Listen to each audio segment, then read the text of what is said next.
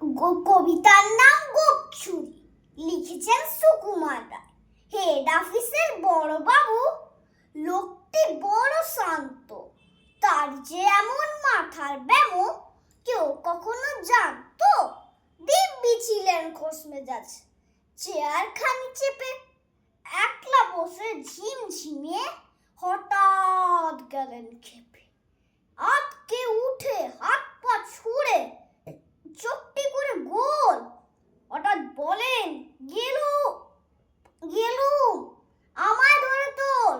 তাই শুনে কেউ বুদ্ধি ডাকে, কেউ বা হাঁকে পুলিশ, কেউ বা বলে কামড়ে দেবে সাবধানে তুলিস। ব্যস্ত সবাই এদিক ওদিক করছে ঘোরাঘুরি। বাবু হাঁকেন, ওরে আমার গোঁফ খেয়েছে চুরি।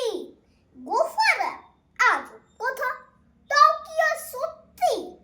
গোবরে তো তেমনি আছে, কমে নিয়ে এক রত্তি। সবাই তারে বুঝিয়ে বলে, সামনে ধরে আয়না, মোটেও গোফ হয়নি চুরি, কখনো তা হয় না।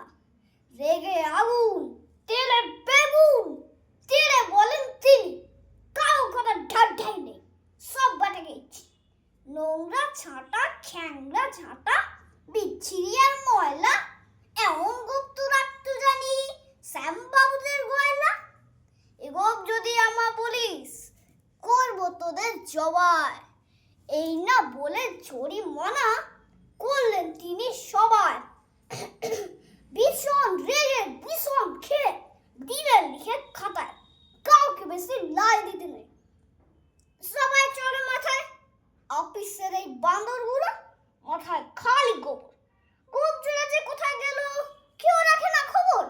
ইচ্ছে করে এই বেটাদের গোপ ধরে খুব নাচে, মুখগুলোর মুন্ডু হয়ে কোদাল দিয়ে যাচ্ছে।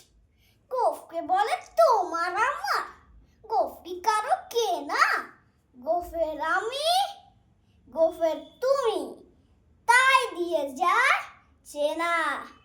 গোফের আমি, গোফের তুমি, তাই দিয়ে যায় চেনা।